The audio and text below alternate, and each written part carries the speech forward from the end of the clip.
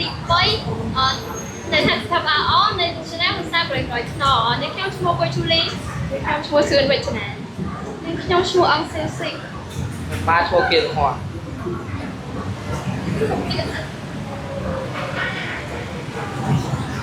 ថ្ងៃនេះពួកយើងនឹងមកបកស្រាយពីមូលហេតុដែលនាំឲ្យមានការបំផ្លាញស្តុបអូសូននិងផលប៉ះពាល់ចំពោះបរិស្ថាននៅពេលដែលអត់មានស្តុបអូសូនចឹងមុននឹងចូលទៅកាន់ប្រធានបទសំខាន់យើងសូមសិក្សាពីពេលកំណត់សាស្ត្រទី1គឺពីអូសូនគឺជាឧស្ម័នពណ៌ខៀវដែលមានម៉ូលេគុលផ្សំពីអាតូមពិសេសមានចំនួន3ហើយមានរូបមន្តគីមីគឺអូដឺទី2គឺស្តុបអូសូនគឺជាបន្តអាតូមពិសេស3ផ្សំគ្នាដែលមានកម្ពស់ផ្ទៃដីប្រមាណ30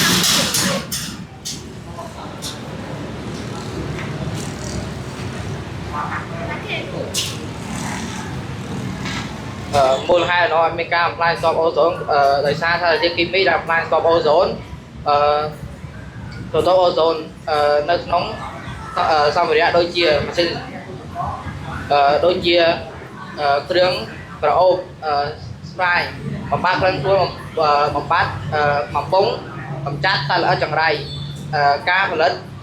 ស្នោផ្សេងហើយអ្វីបានជាម៉ាស៊ីនត្រជាក់និងទូទឹកកករួមចំណែកក្នុងការបំផ្លាញស្តុបអូសូនដោយសារម៉ាស៊ីនត្រជាក់និងទូទឹកកកប្រើប្រាស់នៅឧស្ម័នជាក់យ៉ាងហៅថាក្លរ៉ូក្លូអ៊រកាបូនសារធាតុដែលបំផ្លាញស្តុបអូសូនមានអាសូតអុកស៊ីតនិងក្លរ៉ូក្លូអ៊រកាបូនក្លរ៉ូក្លូអ៊រកាបូនមានអាតូមមួយអាតូមអាចបំផ្លាញអូសូនបានទៅដល់1សែនម៉ូលេគុល1ម៉ូលេគុលនោះអាចបំផ្លាញអូសូនបាន1ម៉ូលេគុលអធិពលអធិពលនៃការហិតហោមអូសូនមកលើផែនដីមានដូចជារុក្ខជាតិនិងដំណាំផ្សេងៗត្រូវជ្រុះស្លឹកកំណើនកម្ដៅនៅលើផែនដីបំរែបំរួលអាកាសធាតុកំណើននេះវល់កាសសមុទ្រប៉ះពាល់ដល់សុខភាពមនុស្សប៉ះពាល់ដល់ជីវៈចម្រុះឈានទៅរកការវិនាស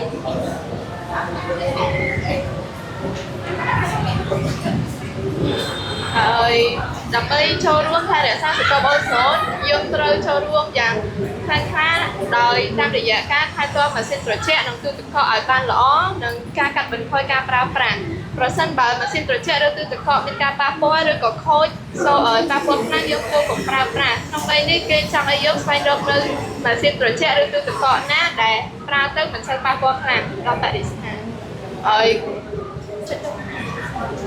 សម្បកកំប៉ុងបាញ់ថ្នាំឬ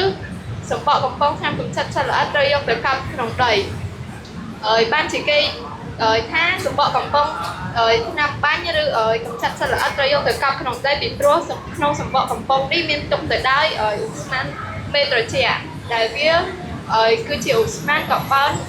គឺជាឧស្ម័នក្លរ៉ូក្លូអ៊រកាបូនដែលចូលរួមយ៉ាងខ្លាំងក្លានៅក្នុងការបំផ្លាញស្តុបអូសូននៅពេលដែលយើងទុកវានៅក្នុងដីលើដីឬបរិស្ថានវានឹងធ្វើឲ្យពេលដែលយើងប្រើប្រាស់អស់វានឹងភាយនៅឧស្ម័នក្លរ៉ូក្លូអ៊រកាបូនទៅកាន់បរិយាកាសប៉ុន្តែបើយើងកប់វានៅក្នុងដីវានឹងជួយទប់ស្កាត់ការភាយឧស្ម័ននេះទៅកាន់បរិយាកាសហើយនឹងចូលរួមដាំដើមឈើឡើងវិញចូលរួមដាំដើមឈើហើយក៏ត្រូវចូលរួមទប់ស្កាត់ការកាប់បំផ្លាញព្រៃឈើផងដែរហើយនឹងការកាត់បន្ថយប្រើប្រាស់របស់នានាដែលសម្បូរសារធាតុក្លូអ៊រកាបូន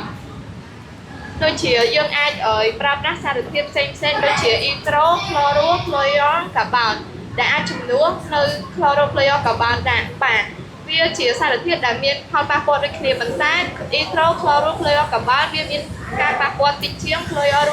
ក្លូអ៊រកាបូន